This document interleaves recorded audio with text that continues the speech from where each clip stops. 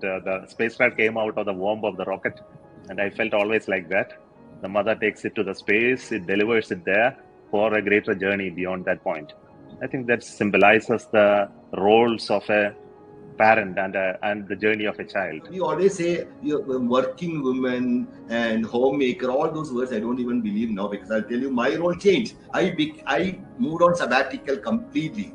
Meera was full-time on a corporate job and travel in US at different states. I was completely a homemaker, taking care of children, giving them food, giving them a small baby. Sometimes it requires a bath. I used to do that. And I realized that an insight that a man also can do it. It's a society what actually made him to be away from that. The kind of help parents can give requires mindfulness in the sense of being attentive to the child, understanding the child, and being responsive to the child's needs, because ultimately the child's happiness should be all that matters to us as parents.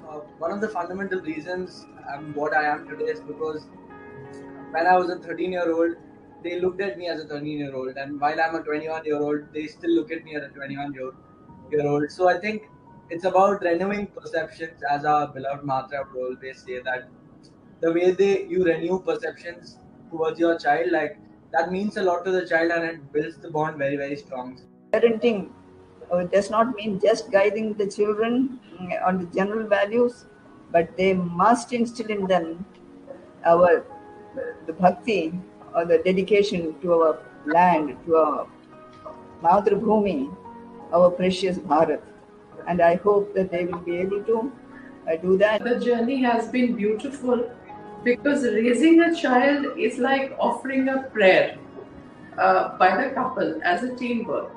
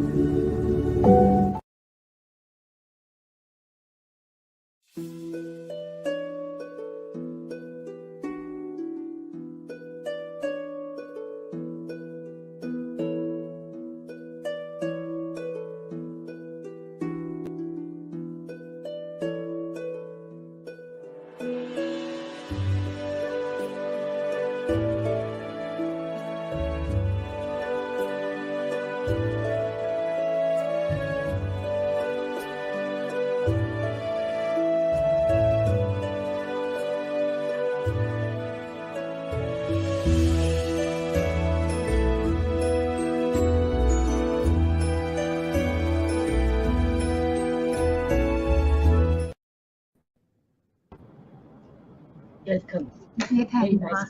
Jai Dharima. I greet all of you very warmly. I welcome our audience. We have joined together again for another session of Mindful Parenting. I welcome Anoopji, Ajay Sir, Mummy, Eric, Patricia, Rahulji, very welcome. We're together in this. पहले कहते थे कि पहले के समय में कि बच्चे को बाद में सिखा देंगे, अभी बच्चा है, और अभी कहते हैं कि सब कुछ अभी सिखा दो तभी बात संभलेगा. We have to find that balance, the correct balance, what to tell them when and how much to teach them and navigate. So let's try finding that balance today. जी, मम्मी आप आएंगे? Very, very accomplished chief guest, very, very accomplished guests, parent guests. Thank you, Ajay, for introducing your friends or accomplished friends in Abu Dhabi. So grateful to you, Ajay, because you. Thank you. And of course, you're very great. And Anoop, we've had an opportunity to meet. Anoop and I share a a very lovely incident on my recent visit to Abu Dhabi, thanks to you, Ajay. So it's an honor, and I'm sure Rahul from Lithology will benefit because you deal with parents and children all the time. So Rahul, I, and Ajay, of course, is an author, but we're here to listen to you because this program is very special and unique. It's for sharing all the good happenings which you accomplished parents yourself, both Lyric and Patricia. Ajay was telling me you got two grown-up children and who are continuing to do great academics overseas. And Anup, you are into a very rare organization called, for the first time I'm hearing something called Abu Dhabi Early Childhood Authority. I'd never come across something like this, Early Childhood Authority. So if I have permission of Saina, can I ask you to tell us a little more about your work and your authority? Ajay, is it okay we ask Anup exactly this to begin with? Would you like to say a few words on Anup before? Ajay? Yeah, actually, it's truly an honor to have Anup Nambudiri with us today, ma'am, as our chief guest. Anup is not only a computational social data science expert, but also the data insights lead at Abu Dhabi Early Childhood Authority, which he will explain in detail as per ma'am's custom. He's the visionary behind the groundbreaking Abu Dhabi Child Insights System program, which earned accolades as the most innovative government project of the year in March 2022, among hundreds of other projects. More than a parent, we are eager to listen to you, Anup, today as you shed light on how the right parenting support during the early years can significantly impact the lives and trajectory of children. A warm welcome, Anup. And I have also one question. As a part of this incredible parent-friendly label initiative, which you mentioned to be by Abu Dhabi government, could you share how this program aligns with the principles of creating a nurturing environment for children and supporting parents in their journey? Over to you. Thank you so much, Dr. Bedi and Ajay. I think, let me start off by saying it is an absolute honor, Dr. Bedi, Ajay, and all of you to be here. Let me take Dr. Bedi's question. What is Abu Dhabi Early Childhood Authority? I have been working with the government of the UAE prior to my stint at Early Childhood Authority for about 10 years. I've worked in the data space from national security to civilian projects. About 5 years back, I was introduced to a project within the Crown Prince Court where, without getting specifics, someone very high up in the leadership called up and said, we need to focus on young children. I was very curious. And when they started elaborating, the vision was by somebody in the leadership who said that if we need to make quantum leaps in social progress, we need to invest in the youngest of children. And the point was that it is a sort of diminishing returns. If you invest, and there is science, economic Nobel Prize winning science theory by Professor James Heckman, which says that if you invest $1 into a child between 0 to 5, the return on investment to society is close to $17. You invest $1 into retraining someone between 18 to 21, the return on investment is $2.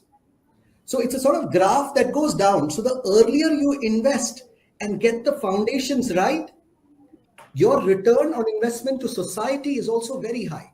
It could be in the form of better health indicators, better education, better support, the foundations getting right. I found it quite fascinating. I had been working with the data for a long time, but I had never come across this particular space. And over the last 5 years, I've learned and sort of tried to learn a little bit about this space as well through the data. And why, while Abu Dhabi is one of the pioneers in this space, because this is a country that's thinking post-oil. This is a country that's thinking what's in the future. And it's the human capital that is the future. And there are progressive countries like the Nordics, in Australia, in New Zealand, which have set up early childhood. So Abu Dhabi Early Childhood Authority's mandate is children from prenatal stage to the age of 8. So across health and nutrition, family support, early education, and child protection, it's a comprehensive support to make sure all children, irrespective of citizens or residents, get the right foundations so that you can build on it and we can have a strong, progressive society and sort of quantum leaps in social progress. That's the vision. What do I do here? I think there was a lot of text over there. Let me try and simplify it. And like I was saying earlier, let me try and... So when I came in, somebody from the leadership said, Anup, if there is a sector within the government where everyone will have an opinion, that is on how to raise children. And that is why it's very important to bring in empirical evidence and data to the table when we try and drive new programs, new policies, new investments into young children. We want empirical evidence. And we've been very fortunate to have a lot of support from the leadership to collect a lot of cross-sectoral data and sort of drive insights. Before I answer Ajay's question, I want to take a minute into connecting it with also mindful parenting, because that's what got me fascinated. Because when I heard mindful parenting, it was also connected to some of the research that we were doing. Let me give you 2 examples. Example number 1 was we worked on, and I won't get it for making sure that I don't divulge information. Let me try and explain. We were working on trying to understand what were the challenges, who were the children who were struggling in the education system. So among the overall baseline, we found X percentage of children were struggling in the education system. When we started digging deeper and developing predictive models, we found something that stood out.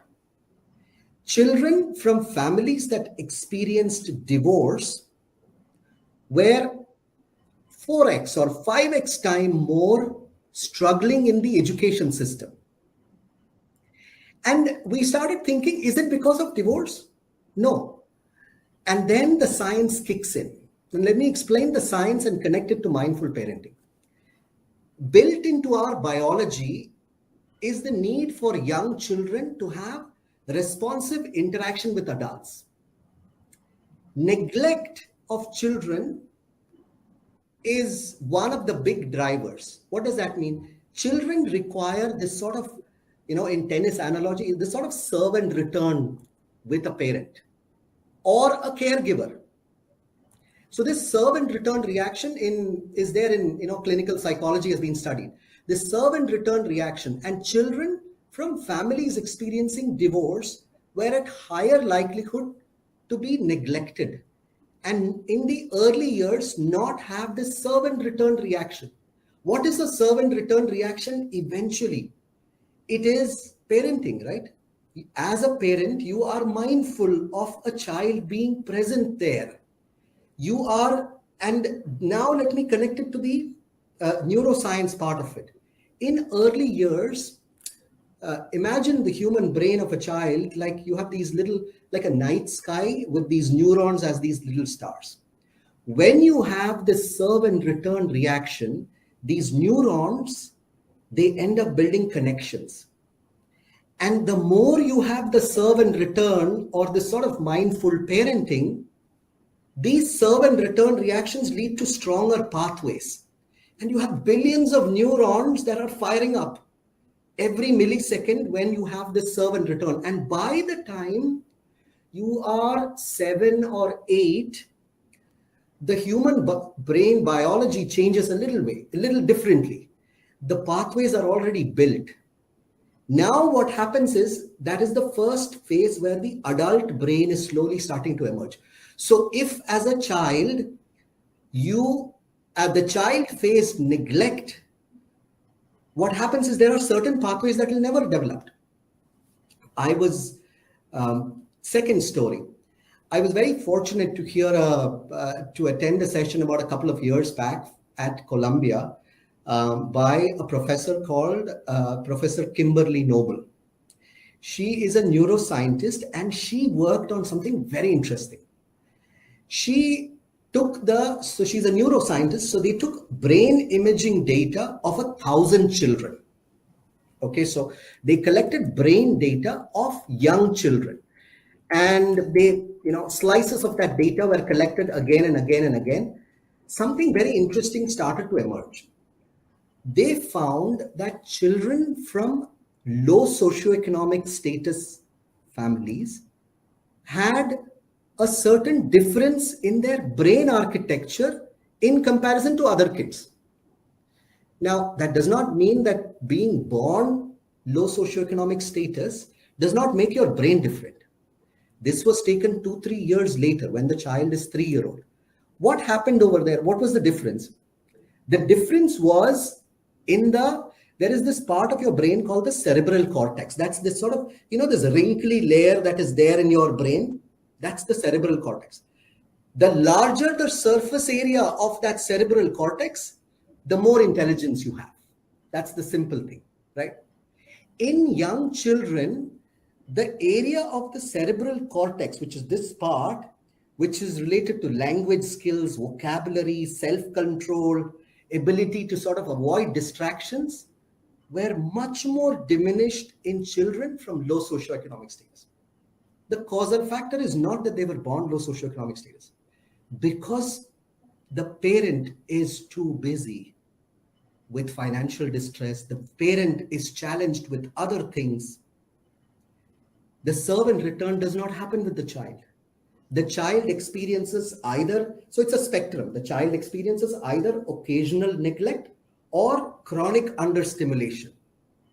What that leads to is the biology of the brain is changed. And that leads to less development. Now, if those children have their own socioeconomic challenges and all of this put together, this gap will continue to expand, because by the time you're 8, your adult human brain is slowly starting to emerge. So, and that gap can be, so there is this topic of mindful parenting, but I want to also say, and I don't want, so because we work with children from families that experience divorce, I want to also say that all it requires is one caring adult.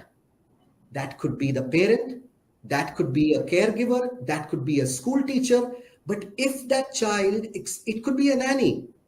If that child experiences that serve and return of, a sort of pseudo mindful parenting from some other source, your brain architecture is fired up. So that got me. And when I met Ajay and when I saw his book, I was by coincidence working on this data analysis.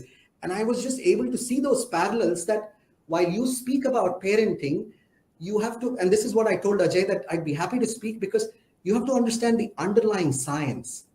Parenting is about that serve and return. The serve and return is about the neurological pathways that a child's brain builds. And it's that opportunity in those early years to make a difference that will make a huge impact in the trajectory that child will pass through in the later years. So hopefully I've addressed a couple of things, but I want to pause here. I know, Ajay, I haven't answered your question, but Dr. Bedi, hopefully that helps you get a perspective of what we do in Abu Dhabi with the government. Fantastic. In fact, in India, we have the very strong Anganwadi system. Anganwadi system. In that Anganwadi system, the focus is more on the food. Focus is more on the food, and wherever the Anganwadi worker in India, and this is a very strong national program, and a lot of millions are being invested into right kind of nutrition for the child. That's at the moment. But to what extent is the Anganwadi worker interacting with the child when the child is in the playway school? That's called the Anganwadi. Basically it's a playway school. I think it varies from center to center. You set me thinking, Anup, how important what you said goes into making these as very integral part of Anganwadi training, where the Anganwadi worker knows how to serve and play, serve and interact. I am not sure, because I've experienced it all myself, the way the Anganwadis are. So what you said, I think is a great, let's have a little small paper from you, Anu, a little, maybe two pages, and we could then circulate it. We could circulate it within this country, Anu. I think, Ajay, let's do this as a contribution from this, or maybe comes from lithology. This 2-page note, which I would love to share it. This is what has emerged from this program today. Very well said. It's a servant volley, because most of the crimes against women today, crimes against girls, let's say, by the young boys, is happening from the, unfortunately, regretfully, in the lower income groups, where there is no servant volley interaction at all between the parents. And he's very right. The parent is struggling for keeping the home cooking going on, and the mother too is a laborer, or the mother too is a coolie, etc. Or the father is gone into problems of other habits of abuse, and the mother is struggling to keep the fire. I think it's a very important point. India has a system of Anganwadi, but to what extent every Anganwadi teacher is focusing on the servant volley concept is, I think, that needs to be understood. So, Ajay, back to you. I think it's a fantastic analysis of why is this boy, who when he becomes 18, 19, attacks another neighborhood girl and even commits the most heinous crimes. And I think it makes sense. It truly makes sense, because they've not developed. They've actually not interacted. They've not networked. Their neurons have not become healthy. And that portion of the cortex is lying flat properly. Yeah. Thank you. Also, Anup, I think our audience would like to hear about parent-friendly labor that you mentioned to be. Thank you. And that also, to Dr. Bedi's question, Dr. Bedi, I would also look at the Anganwadi system. To be honest, I haven't done my research on that, but I will definitely look at it as well. I'm happy to support you in any way that you require in terms of knowledge sharing from our side. With regards to parent-friendly labor, let me again bring it back to the servant return. Now, how can a government trigger mindful parenting at scale in a country? Parents need time. So what do parents do? Parents are working. Or maybe, you have one parent working, you have both parents working. So in Abu Dhabi, so this started so we said you can get accreditations of various forms. But imagine if organizations are given a parent-friendly label for their progressive HR policies that support parenting. Better parenting, you have more time. Better maternity leave. Having a nursery in large organizations, having a nursery within, having progressive leave policies where parents can take time, having a child with a developmental challenge, getting additional support as an employee. Now, there's a whole list. So we started working so there are multiple things that we're doing. PFL is one of them, is for organizations to come forward and get themselves rated.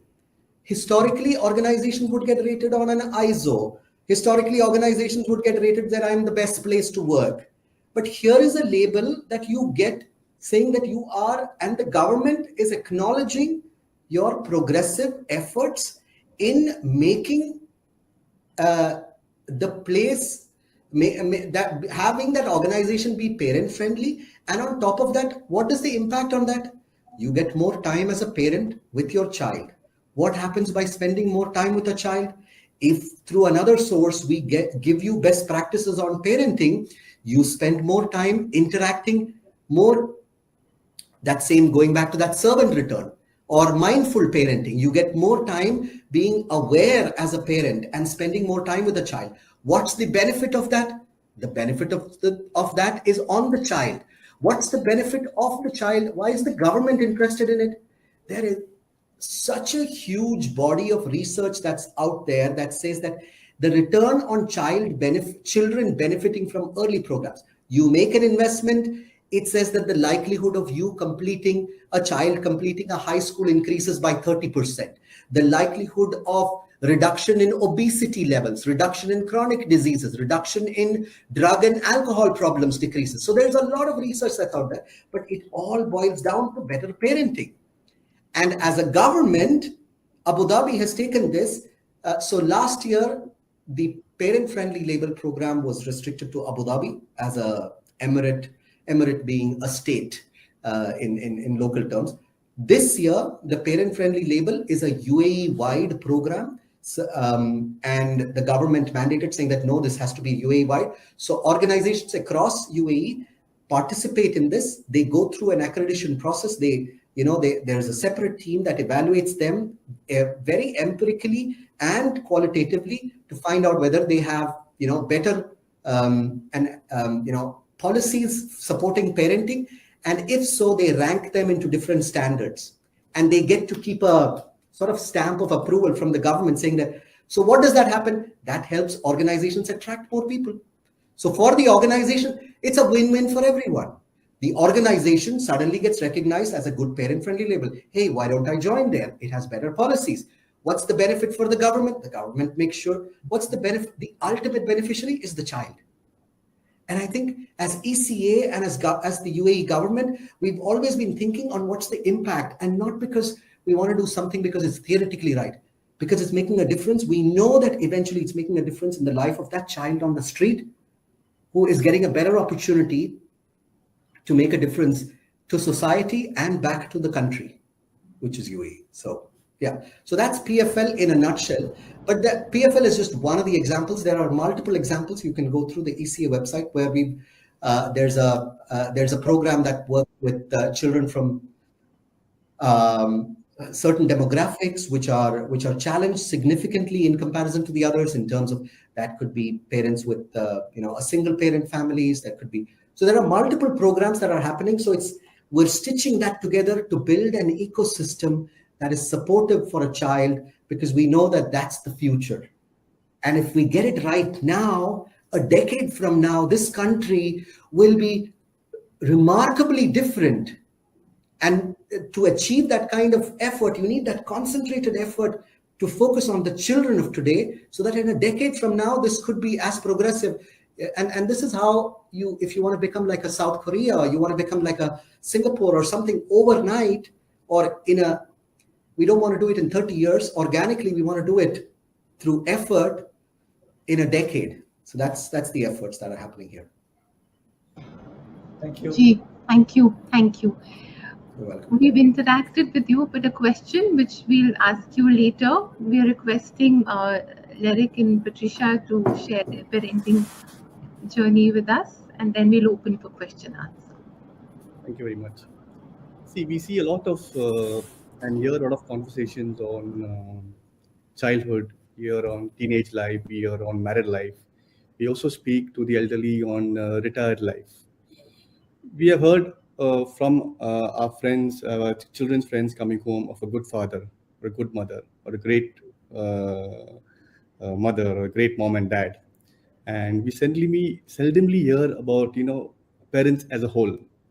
So, and this has happened with our children, maybe going to the friend's place or when they socialize together. I take this opportunity to thank Ajay and his team for creating this platform, for really bringing in experts, children's parents together, sharing ideas, sharing opinions, and allowing us also and inviting us to really speak on these things. Patricia and me are parents to two children. We have elder daughter Chanel, who's studied here in DPS, and she's graduated in UK, and now she's doing a PhD in fragile and agility for post-COVID population. And our son has done his higher school education in Dubai itself, and he's a trainee today in IT services company, and he's completed his diploma in audio engineering. So we would like to share our experience as parents, because both our children are really has different characteristics, different behavioral, and I would like Patricia to really speak about the experience, what we had maybe from childhood, and how we have brought our children up together.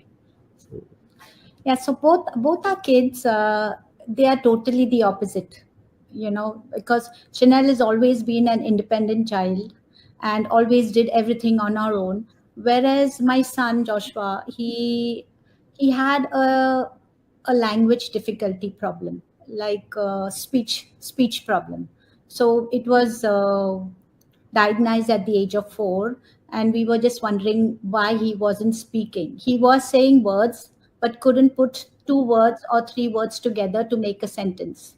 So there was an issue there, and we had a lot of challenges there since we both were working. And actually, I was blessed to have a good boss when I was working, and he understood my problem. So I was able to, allocate a little bit of my time during the office hours, like leave early and go to speech therapy. And I was able to do that because of my kind boss, who understood our problem.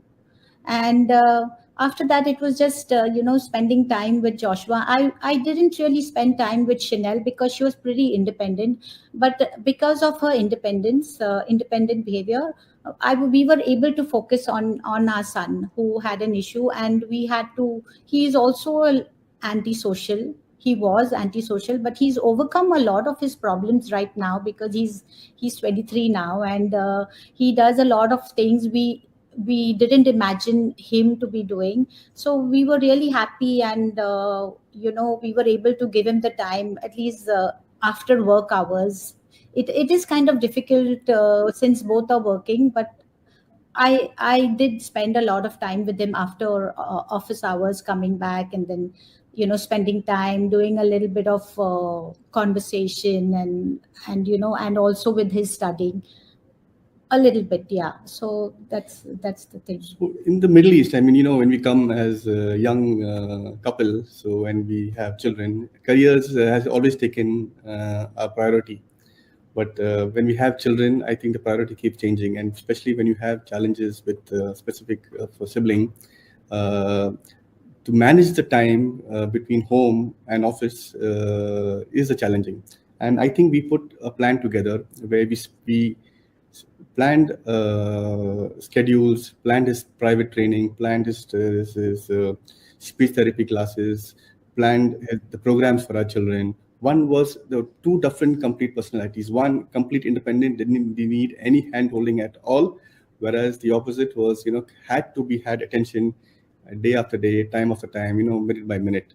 So I think it was a challenging time for us. Though and we did it yes. as a team, actually. So whatever we did it together. So that was really kind of a blessing for us. Like, we were able to do it together. So and this is what it is. And today things are changed, and we are in better positions, and he is socialized more, and that's why we thought we'll come and we will speak. And Ajay had invited us to give our experience on our parenthood, especially with our children. How did the siblings work? How old is the daughter?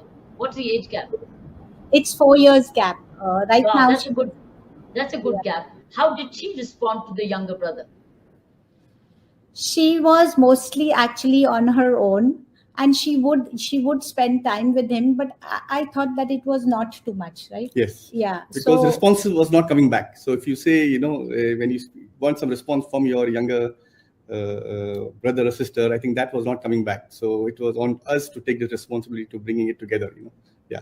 So she was on her own, independent. She didn't want anybody's help, nor ours or anybody. Whereas he has fully depended on it. So the whole attention was centered on our son itself. And she was understanding to know that because he has an issue, probably mom and dad are giving him more importance or giving him more attention than, and we could focus on him better. Patricia, yeah, Eric, how important is it? 2 questions. To be emotionally available for your children. Time and physical presence is one aspect, but being emotionally available for your child, how important is that? And the other is, how important is it to help our children build a life that feels good inside, not just looks good outside? How important is that? Because they are going to grow up, they are going to be adults, they have to live a very real life. It has to feel good within, not just look good outside. Yeah. How important? This could be a question both for Anup and the family. It is. I think. Yeah, it's a good question for both, because one is a researcher, Anup is a researcher and an academic, and here are parents with us. Let's have a response from both of them. So you make it? Start. Emotionally, to be there for our child is really, really important, so that we understand their behavior and their kind of need that they want their parents to be, like a little bit of a touch or a little bit of a hug, and that kind of a thing is really important for the child. Very true. I mean, we have spent a lot of time with our son, and really gave him really physical, love. The hug, when we used to give it to him, it was really made a very big difference to him. So that emotional attachment was very, very important for him and for our children. So I think it's very, very high, because it really helps them to feel our love, shared through them, through physical, both emotional to them directly. Yeah. Anu, would you like to comment? Yes, building a life that feels good inside, not just looks good outside. There's, there is such a huge body of research that's available that says that when you're an infant or a young child, or when the adult responds appropriately with sort of eye contact, words, a hug, the neural connections that are built and strengthened in the brain are, the science is today just out there and in your face.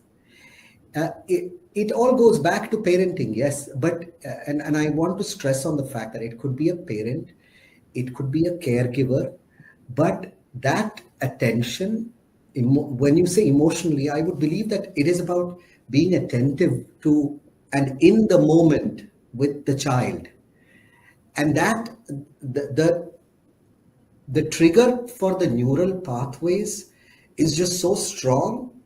10-15 years back, probably the science was not there, but we just knew it intuitively, and a lot of parents knew it, that this is how it should be. Probably we were less distracted in a digital world, and it was not as a digital world, but all the more important in a digital world to be emotionally connected with the child, because today the science is there.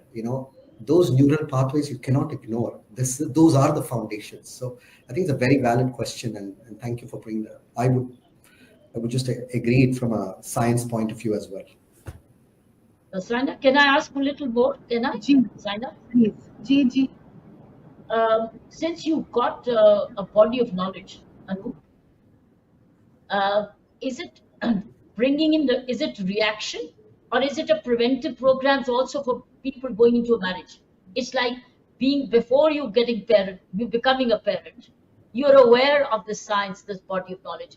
Is the UAE government or your government thinking of pre-marriage training programs, awareness programs, so that it's not a reaction but a proaction? I'm not speaking on behalf of the government, so let's be conscious of that there's not a government position that I'm saying. But I think you must understand, ECA's responsibility is from prenatal stage. How far back do you want to push it? There are countries in the Nordics actually that are pushing it even beyond the prenatal stage. You see, a child who is born right now, let's say time 0, the child that is born is an output of 9 months of being in a mother's womb. So there is a lot of impact on what the mother is going through as well at that particular point of time. But do you want to take it far beyond as training from marriage counseling onwards? That's probably that's beyond my scope of work. But there is definitely merit in pushing. There is definitely proven science that says that it's not after a child is born that you can make differences. The child's brain is developing for those 9 months as well in that mother's womb. There are so many things that you can do, and we found it. So, there are globally with UNICEF, which we were working recently, topics like a child being born low birth weight, topics like a child being born with a lot of challenges at the neonatal stage can be traced back to the 9 months. So to the -9 months. So if you get the -9 months right, you make a certain difference. Can you push it even further beyond? Before you conceive, can you make certain changes? So there is definitely merit always in going upstream rather than trying to solve a problem downstream, 17, 18 years down the line with that child. You want to push the whole topic as upstream as possible because that has the better return on investment to society and return on investment to the child itself. So hopefully that answers what you were saying, Dr. Bedi. Fantastic. I believe Singapore was going through a program of premarital counseling. What marriage means, what relationships means. It's like preparing. Singapore, I was here reading a while ago, and I don't know whether they continue to practice this, is a premarital counseling for the couple to know what is marriage, what is relationships, and then what is ahead for them. Is that continuing? I do not know. I do not know if you're coming across any such research. But what you're doing is something what every country needs to do, every family needs to do, any parent preparing to get married and choosing to be a parent. Parenting is also a choice. But what is the result of that choice? What impact it has of that choice? I don't know. I was wondering, is it leading to government policies? Anup, your studies, is it leading to government policies or corporate policies?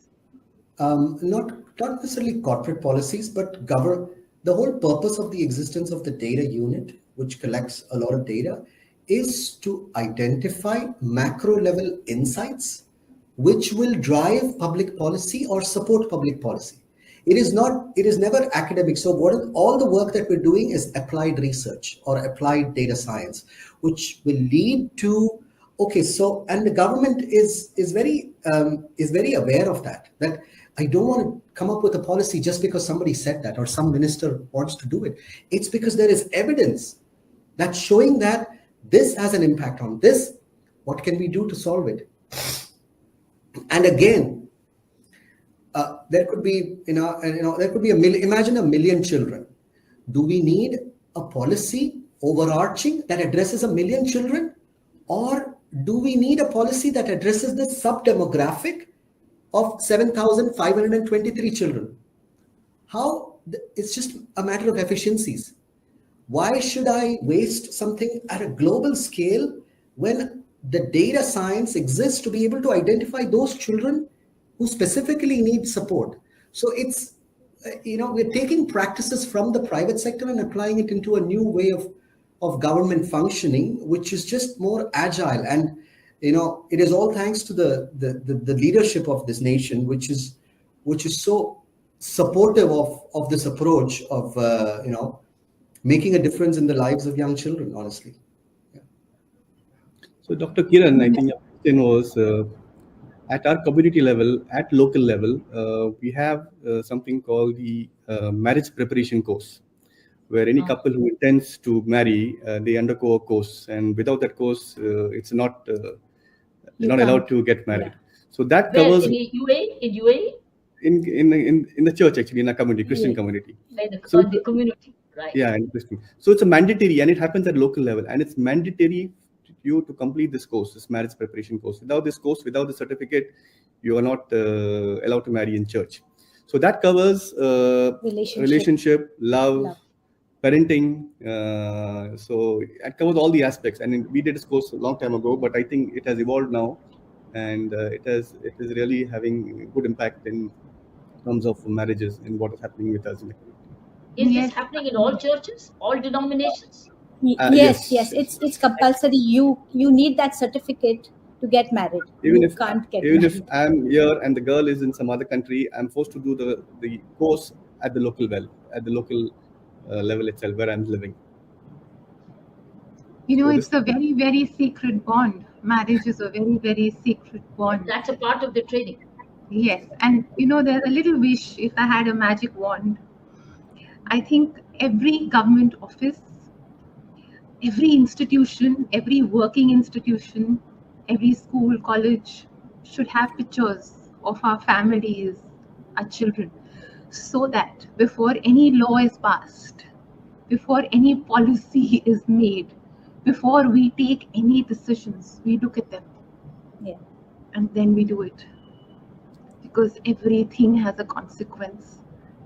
And they are the ones who are going to deal with it. Lyric, I was reading your profile and there was a wonderful word there that you're committed to continuous growth. yes. Have you been able to comfort your children with the fact that growth is not linear? So they should not be very hard on themselves and Absolutely. sometimes let life take its course. Yes. Yeah, absolutely true. I mean, I have always spoken to, we are coming from humble backgrounds, you know. So today, what we are is based on our hard work, efforts, and the people around us who has brought us together at this level. So we apply, and we always tell our children that do not forget what you have today. I mean, what we have. So we share our experiences with them, and of how we had lived, and you know how we are today, and they should not take it as granted that things are life is very easy for them. So continuous growth, what I pass on to my children or to anybody who I meet is think of the present and the future. You know, don't go by what happened in the past. It could be anything. So I always say that continuous growth, you think what you envision yourself to be or what you want to be. It's not necessarily, it could be monetary, it's not necessarily, it could be anything like that. It's not money or anything like that. But it could be a person, it could be a career, it could be some hobby or something, what they want to do. So I always told even my daughter that what you would like to do, and she said I would like to do this, and we only gave her advice that this is the way to go. This is good, it's not bad. But I think we told her, don't stop in what you're doing. There's lots for you to do. So she has pursued today what she's doing. So it's all her efforts. But till today, I tell her, don't stop at that level. So I believe you need to keep growing. You cannot stop and say that I'm satisfied with what I have. I have enough, or I don't have enough. You know, so I want to do more. So that's the thing we always apply. We have transferred to my children, and I always tell my wife also. He always says, don't dwell in the past. I tell her, don't dwell in the past. Look at the present and look at the future. Don't look at what happened previously. So it's don't have like an option. You have an option. That's wonderful. Taking it forward, yes, it's time to request Rahul. Ajay, can I propose a proposition to take what is the studies or body of knowledge available with Anoop's organization? Sure. And study as a sample, as a part of this program. Study as a sample few Anganwadis in India. Okay, I can help them in any way, or Rahul can, or Kerala can help. See, we can have few Anganwadis, and also let's see 2 corporates, 2 Anganwadis random sampling, 2 corporates, and study this kind of. Are you aware of this? Basically, are we aware of this? And are the corporates in any way understanding this? Because early childhood is almost like the young mother is at work, and she's at a very vital part of her career. And who is she leaving the child to? Do the corporates? Because paternity leave is little, maternity leave, but up to the age of 8, the leave is not there. The leave is only for before even the child goes to a playway school. That's it. After that, does the playway school network develop those neurons, etc.? How? So can we do a little sample study? I think it'd be fascinating. 2 corporates, 2 Anganwadis, could be from Kerala, or could be anywhere where Anganwadi is a scheme. So I think it might be a good follow-up, Ajay, to your book. Yeah, I think we'll definitely look into it, ma'am. I'll also speak to Anoop, and then we'll see what we can do. The UAE, I think it will be a shocker. Probably it will be a shocker, because whatever he's saying is not the awareness. I remember Aristotle, a parent went to Aristotle and with the mother, and he had a 5-year-old, she had a 5-year-old child, and went to Aristotle that how can I make this child the way somebody like you? Or, and he says, how old is your child? He said 5 years old, and he told the mother, ma'am, you're 5 years late. 5 years late. So how many of us really know it? I don't think so. I think I'm looking at even from a criminology point of view at the moment, not only as a parent. You can trace back the cause of crime. Where did it begin? No hugs, no love. When the child is growing up, there's no love. See, no hugs, no care, no feeding, no sitting together, no eating together, no praying together. I mean, so many things. I think let's do a little study. Let's not leave this to this program. I think let's take this program as a catalyst and which incites this need to understand the UAE sample, this study. Let's see it. Ajay, can you take it forward? Yeah, ma'am. Rahul? Sure. It can be part of your lithology also. Extension. Ji. Rahul ji, your thoughts, please. Ji. Thank you very much. In fact, I was listening to Mr. Anup and to Larik. Larik is my good friend. And by the way, I felt like I'm sitting in a masterclass program when Anu was talking. And by the way, I studied psychology, and I was going through all the thinkers and my textbooks again and again. And thank you very much for the mind-boggling session. So I have to. I thought of sharing. I don't want to share anything. Rather, they already shared a lot many things, and I don't want to build up any on that. So what I learned is that there is a proverb saying that obtaining good parents may be a matter of fate, whereas nurturing a good child is a result of your action, which is actually true. That's why in these days the word parenting is coming to picture, and we are discussing it in every way. I don't know whether the word parenting was so prominent around 20 years before, or I just heard this term when I was studying for my psychology lessons initially, but now this is very popular, and it's good that we are discussing about it, and Ajay wrote a wonderful book on that. I have read that, and I have two questions. One, let me ask this question to Larik. Larik, see, you have said that you had so many challenges when it comes to your second child. So how do you address, these days, one of the biggest problems that we're facing in the school is a bullying or peer pressure problems. Like, how do you address issues related to bullying or peer pressure problems with your child? Yeah, so we had this challenge with him, and it was reported. Actually, he should not come back and say that this kind of incident occurred, because it was suppressed with him. It was quiet with him, and we didn't know such incidents was happening. When we came to know that he was like hesitant and was not very happy to go to school. Actually, as a child, he loved to go to school. He loved to go, but at certain occasions, we noticed that going to school was a little bit reluctant. He was giving excuses that I don't want to go. It was not so easy that. And then we tried to find out what was the reason. So when he had a special teacher with him. He had a shadow teacher with him in school, so they have regular meetings. So in the meeting, we asked the teacher, and please look into it. I mean, is there any issue that is happening with him? And then it was observed that yes, there were few students who were trying to kind of, you can call it bullying, who were trying to keep him aside and like maybe tease him and not get so it was it happened. So how did we address it? I mean, we had to speak to him, tell him that anything that's such a thing happens, you need to react at the same moment. You need to report what's happening. Do not fear, because this was we were explaining to him that this is temporary, and if you show fear and if you don't report and you don't react, I think they will take advantage of you. So that was explained to him very, very clearly.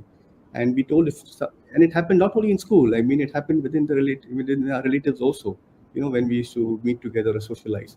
So we told him very clearly, if somebody tries to bully you, you need to, even if it's physical, you need to respond physically also. If somebody tells you something, you need to respond it. You need to get the courage, and you don't have to worry. So that courage and that emotional strength, we told him that you don't have to bear all these things. We are here for you. People are there to support you. You will find people like this across in your life, because we didn't tell him there are challenges. But I think that message that we gave him has had changed, and we came to know that from the school and from our relatives that he was really challenging those bullies, with them, and they really stopped bullying. And he said, if you don't do it, I'll report it. I will come back to your parents. I'll tell the teacher. So this kind of messages and encouragement that do not lay low, fight for it, and it really helped him, and it really changed a lot for us. And also we also explained to him and told him that what this bullying is not your fault, because sometimes he used to think that something is happening to him, it's his fault, but actually what the bullying thing that happens to him, it's not his fault. So, and we told him that you need to stand up for yourself, because we are not going to be there always with him. So he needs to stand up and at least report what is happening, so we can in a subtle way handle it. True. Yes. Yeah. So Yes, sir. Ji, sir. One of the most fantastic programs, Ajay, you made possible. Yeah. Thanks to having Anoop and the parents. Wonderful. True. I think we discussed a lot of complicated things. I think Anoop is not just a data scientist; he's also a psychologist. Let me conclude with a rhyme. Time flies by waiting for no one. You can do wonders if you plan, and you can succeed if you know the role of support and the need for vision. Yeah. As children grow and develop their own beliefs and aspirations, the role of parents undergoes a profound transformation. Recognizing and nurturing this evolving parental role is crucial, as it is influenced by the changing times and society at large. To effectively support their children, parents must adapt to these changes and stay ahead, as their children are the future. The key lies in envisioning their children's future, guiding rather than imposing personal aspirations, and providing unwavering support through the journey of achieving their goals. Thank you, Anoop, Lyric, Patricia, ma'am, Sainaji, and Rahul for sharing your valuable insights during this session on mindful parenting. Thank you. Fantastic. Thank you so much. Fantastic. Mummy, It's been really mind-boggling. Yes, It's been a would you like- wonderful program, and I would urge that we all share this program as widely as possible, widely, and so that it's when it's already impacted us, it will impact many millions of others. Let's share it as widely. Nephrology does that. Ajay does it. Demonstrative learning, we do it through our own channels. I think it will do maximum good to people. It at least drive home some awakening and awareness. Sorry, ma'am, I think nearly 1,000 people are watching. Maybe more. I didn't go on watching, but I think we need to drive home this sharing, because when you do it on YouTube, it has a shelf life. The program stays on, but maybe we could create some reels out of it, and some reels of what Anoop has said and others. I think we need to share this. So it's a good challenge for nephrology and demonstrative learning to see whatever has been gained today multiplies. Ji, thank you. Thank you, My Sainaji. immense gratitude to all of you and to all the parents and the children watching. I think just make sure your child is extremely sure of your love for him and her. Just make sure that your child is sure my mother loves me, my father loves me, and they will stand by me. Just do that. Thank you. We see you next month. Thank you once again. Thank you, Anoop. You are truly Thank you very rightly much, in the Dr. chair. You are rightly in the chair. No. Thank you very much, Dr. Vedi. Thank you, Ajay, and thank you all. Thank you, Jai Harima, to all of you. Thank you so much. Thank you. And Grateful. Patricia. And thank you, Rahul. Lot of gratitude to Abu Dhabi. Thank you.